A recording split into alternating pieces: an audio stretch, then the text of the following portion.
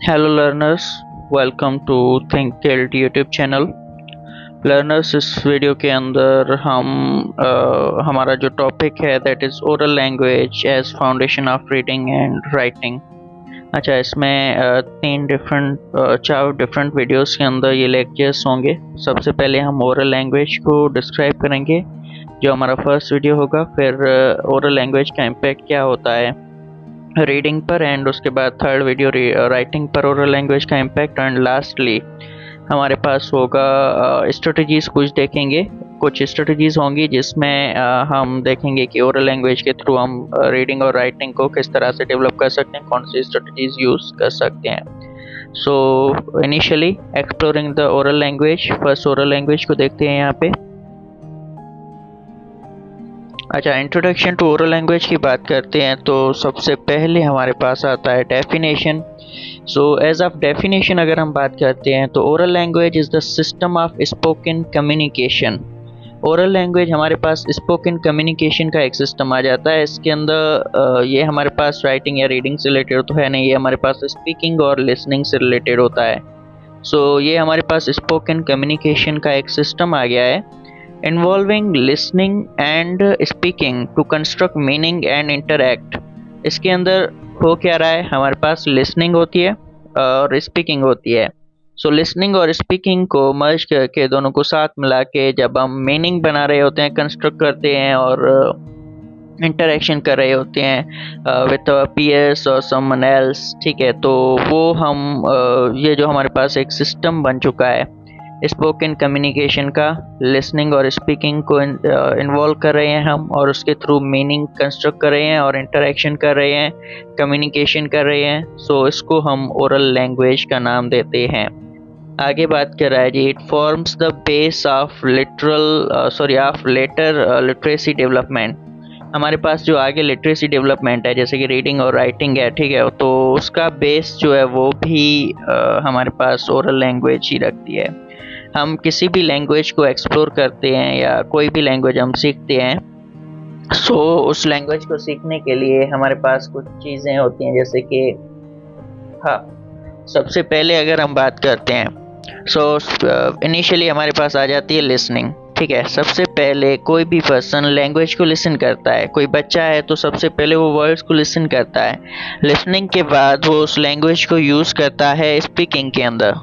The child speaks, सही है। सो हम इसकी लैंग्वेज को एक्सप्लोर करने के लिए हम सबसे पहले लिसनिंग का यूज़ कर रहे हैं। लिसनिंग के बाद हम यूज़ करते हैं स्पीकिंग का। पहले हम सुनते हैं वर्ड्स और नॉलेज को गेन करते हैं, इंफॉर्मेशन गेन करते हैं, वर्ड पावर बिल्ड करते हैं, प्रोनाउंसिएशन हमारी बिल्ड होती है। उसके बाद वही सारी चीज़ें हम जो है अप्लाई करते हैं, बातें करते हैं, स्पीकिंग में इस्तेमाल करते हैं हम। अच्छा, सो लिसनिंग और स्पीकिंग हमारे पास लैंग्वेज को सीखने के फर्स्ट इनिशियल्स आ जाते हैं। हम पहले लिसन करते हैं, फिर स्पीकिंग करते हैं। स्पीकिंग में हमारे पास बेस जब डेवलप होता है, उसके बाद हम मूव करते हैं लेटर लिटरेसी की तरफ। यहाँ पे जो बात हुई है लेटर लिटरेसी। अच्छा, लेटर लिटरेसी में हमारे पास अगर रीडिंग और राइटिंग की बात करते हैं सो रीडिंग और राइटिंग हमारे पास इसके बाद ही शुरू होता है। ठीक है, स्पीकिंग हमने कर ली। स्पीकिंग के बाद अगर हम बात करते हैं कि बच्चा जो स्कूल जा रहा है या घर पे ही सीख रहा है, तो उससे पहले तो रीडिंग कराई जाती है। स्पीकिंग के बाद हमारे पास थर्ड नंबर पे क्या आता है, रीडिंग। ठीक है, रीडिंग आ जाती है। रीडिंग के बाद अगर हम बात करते हैं तो रीडिंग के बाद हमारे पास लास्ट में आता है राइटिंग। सो ये जो लैंग्वेज की चार स्किल्स हैं, लिसनिंग, स्पीकिंग, रीडिंग और राइटिंग, सो एक सीक्वेंस के अंदर ये सारी चीज़ें हमारे पास डेवलप होती हैं। सो ये हमारे पास एक जनरल इंट्रोडक्शन आ गया ओरल लैंग्वेज का। सिंपली अगर मैं यहाँ से बात करता हूँ तो अच्छा, सबसे पहले अगर बात करूँ तो oral language is the system. ये हमारे पास एक सिस्टम आ गया ऑफ स्पोकन कम्युनिकेशन, ठीक है, इन्वॉल्विंग लिसनिंग एंड स्पीकिंग। इसके अंदर लिसनिंग और स्पीकिंग होते हैं। किस पर्पज़ के लिए, टू कंस्ट्रक्ट मीनिंग बनाने के लिए, एंड टू इंटरेक्शन के लिए, कम्युनिकेशन के लिए, कन्वर्जेशंस के लिए। ठीक है, it forms the base of later literacy development. हमारे पास जो आगे की लिटरेसी डेवलपमेंट होगी उसका बेस, उसकी फाउंडेशन जो है वो यहीं ओरल लैंग्वेज जो है इसी के थ्रू रखी जाती है। और सीक्वेंस के अंदर ये सारी चीज़ें सीखते हैं हम। जैसे मैंने बताया, लिसनिंग आती है पहले, लिसनिंग के बाद आती है स्पीकिंग, स्पीकिंग के बाद हमारे पास आती है रीडिंग, और रीडिंग के बाद हम सीखते हैं राइटिंग। सो सीक्वेंस के अंदर ये सारी चीज़ें आ जाती हैं। सो ये था हमारे पास फर्स्ट जी, इंट्रोडक्शन टू ओरल लैंग्वेज। उसके बाद आगे देखेंगे, यहाँ पे एक बात कही गई है, oral language is not just talking. Oral language सिर्फ बातें करने की या बातें करने का नाम नहीं है। It is thinking, reasoning and interacting through words. Oral language हमारे पास सोच है, हम रीजनिंग देते हैं, हम इंटरेक्ट करते हैं थ्रू वर्ड्स। वो सारी चीज़ें मिल के हमारे पास ओरल लैंग्वेज बनाती हैं। अच्छा, इसके की फीचर्स की बात करते हैं। ओरल लैंग्वेज के अंदर हमारे पास कौन कौन से सिस्टम्स यूज़ हो रहे हैं, या इनको हम सब सिस्टम्स ऑफ द लैंग्वेज का नाम भी देते हैं। कुछ पॉइंट्स हैं जिनमें सबसे पहले हमारे पास आता है जी फोनोलॉजी।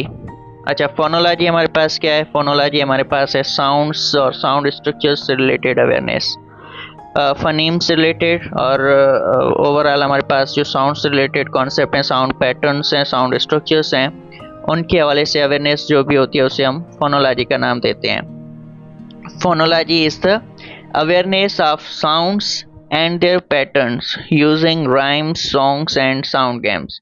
ओरल लैंग्वेज में हम साउंड्स पर ज़्यादा वर्क करते हैं। साउंड्स की अवेयरनेस हमारे पास ज़्यादा बेटर तरीके से बिल्ड होती है। हम बेसिक साउंड सीखते हैं, फोनीम जिसको हम बोलते हैं, ठीक है। उसके बाद हमारे पास आगे साउंड पैटर्न्स दूसरे जो भी हैं वो भी हम सीखते हैं, फोनीम्स हैं। उसके बाद ऑनसेट राइम की बात करते हैं, वो साउंड स्ट्रक्चर्स पैटर्न्स क्लियर होते हैं।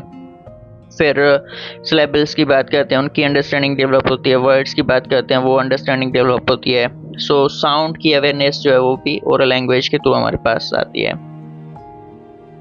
सो ये एक सिस्टम है हमारे पास लैंग्वेज का, या की फीचर है ओरल लैंग्वेज का, फोनोलॉजी। इसके अंदर हम साउंड्स की और साउंड पैटर्न्स की बात करते हैं, और इन साउंड पैटर्न्स को हम राइमिंग के थ्रू इन साउंड पैटर्न्स को हम जो है वो राइमिंग के थ्रू डेवलप कर सकते हैं।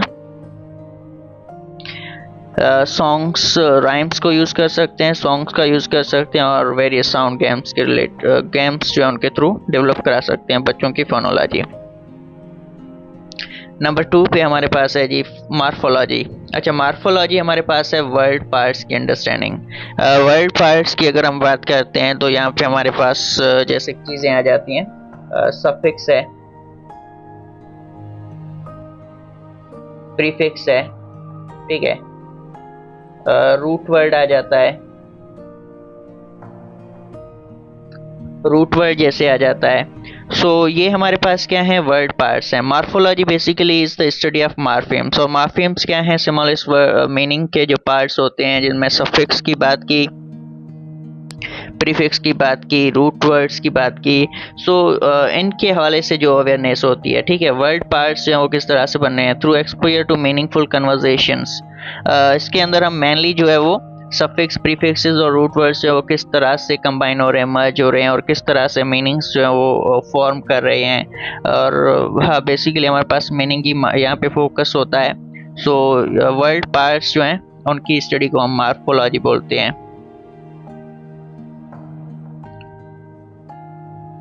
ओके, सो मार्फोलॉजी यहाँ पे एंड होता है।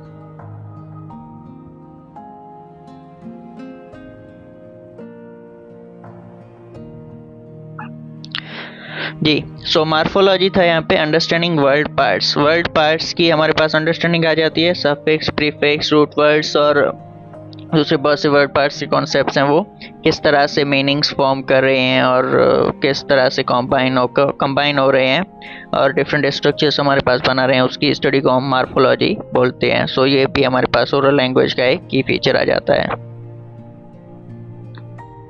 नेक्स्ट है जी हमारे पास syntax. Syntax is about the sentence structure, developing sentence structure by listening to and using complex sentences. अच्छा, लिसनिंग के थ्रू हमारे पास सिंटैक्स या सेंटेंस स्ट्रक्चर्स जो भी हैं उनकी भी हमारे पास क्लैरिटी आ जाती है, ठीक है। इसके अंदर हमारे पास क्लैरिटी होती है कि डिफरेंट वर्ड्स जो किस तरह से मर्ज हो रहे हैं, किस तरह से जो है वो मीनिंग्स फॉर्म कर रहे हैं, क्या उनकी बेसिक स्ट्रक्चर्स हैं, टेंस वाइज स्ट्रक्चर्स क्या हैं, और भी बहुत सारे हमारे पास लैंग्वेज में कॉन्सेप्ट्स हैं ग्रामर के अंदर। सो वहाँ पे स्ट्रक्चर्स जो है वो चेंज होती है, सिंपल सेंटेंसेस, कंपाउंड, कॉम्प्लेक्स और कंडीशनल्स आ जाते हैं, और भी बहुत सारी बेसिक स्ट्रक्चर्स आ जाती हैं। सो वो सारी स्ट्रक्चर्स जो है उनके हवाले से क्लैरिटी आ जाती है कि सेंटेंसेस जो है वो उनकी स्ट्रक्चर्स जो है किस तरह से मीनिंग्स फॉर्म कर रही हैं, वर्ड लेवल पे किस तरह से सेंटेंसेस मर्ज हो रहे हैं। जैसे अगर मैं एग्जांपल दूं, स्ट्रक्चर जो है वो मोस्ट इम्पोर्टेंट थिंग है हमारे पास लैंग्वेज में। अगर एग्जांपल की बात करें, फॉर एग्जांपल मैं कहता हूँ कि एक माउस है, ठीक है, माउस चेस द कैट। सही है, हमारे पास माउस है, चेस किया, किसको चेस किया, कैट को। और इस सेम को अगर मैं ऐसे बोलूं, कैट चेस्ड माउस। अच्छा, सो यहाँ पे मैंने क्या किया, वर्ड्स चेंज किए तो उनकी मीनिंग भी चेंज हो गई। मैं इसके वर्ड्स जो है उनको डिफरेंट प्लेसेस पे अगर यूज़ किया है मैंने, माउस को यहाँ पे किया, कैट को यहाँ पे किया, तो एक डिफरेंट मीनिंग जो है वो यहाँ से फॉर्म हो रही है। स्ट्रक्चर में बेसिक वर्ड्स को जो है उनकी प्लेस चेंज कर दी थोड़ी सी। सो वर्ड्स को अगर हम थोड़ा भी चेंज करते हैं तो मीनिंग जो है वो कम्प्लीटली अलग हो जाती है। जैसे mouse chase the cat and cat chase the mouse. So एक अलग कॉन्सेप्ट आ गया यहाँ पे, मीनिंग जो है वो चेंज हो गई। सो स्ट्रक्चर काफ़ी ज़्यादा मैटर करती है लैंग्वेज के अंदर। हमारे पास वर्ड को किस प्लेस पे रखना है सही मीनिंग के लिए, इसकी अवेयरनेस होना ज़रूरी है।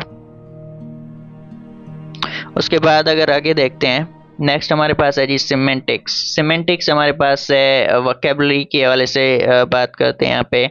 Learning meaning through rich vocabulary, exposure in oral context. अच्छा, यहाँ पे हम एक तो रिच वोकेबलरी जो है उसको बिल्ड कर रहे होते हैं, एक्सप्लोर कर रहे होते हैं, और उस वोकेबलरी के अंदर अगर हम बात करते हैं तो इसमें हमारे पास क्लैरिटी आ जाती है कि वर्ड्स जो हैं वो किस तरह से मीनिंग फॉर्म कर रहे हैं, और वो वर्ड्स जो हैं वर्ड लेवल पे मीनिंग्स क्या होती हैं, फ्रेजेस लेवल पे मीनिंग्स क्या होती हैं। फिगरेटिव लैंग्वेज की अगर बात करते हैं तो फिगरेटिव लैंग्वेज किस तरह से मीनिंग को फॉर्म कर रही है। ईडियम्स की बात करते हैं तो वहाँ पे वो मीनिंग्स किस तरह से चेंज हो रही हैं। सो ये सारी अवेयरनेस जो भी है मीनिंग जनरेशन के हवाले से, वोकेबलरी के हवाले से, वर्ड लेवल पे, फ्रेजेस लेवल पे, फिगरेटिव लैंग्वेज की बात की, ईडियम्स की बात की, सो ये सारी चीज़ें जो सिमेंटिक्स के अंदर आ जाती हैं। सो यहाँ पे हम मीनिंग जनरेशन की बात कर रहे हैं based on the context, words जो हैं हम किस तरह से यूज़ कर रहे हैं उनकी। सो सिमेंटिक्स हमारे पास सिंपली वोकेबलरी से रिलेटेड चीज़ें हैं जिनको यूज़ करके हम देखते हैं कि जो हमारे पास टेक्स्ट है या जो भी बातें की जा रही हैं उनमें क्या मीनिंग निकल रही है। ओके, इसके बाद है लास्ट प्रैग्मेटिक्स। अच्छा, प्रैग्मेटिक्स हमारे पास है लैंग्वेज का social use, gaining social rules. ठीक है, सोशल रूल्स में हमारे पास ये आ जाता है कि सोशली हम लैंग्वेज को किस तरह से यूज़ करते हैं।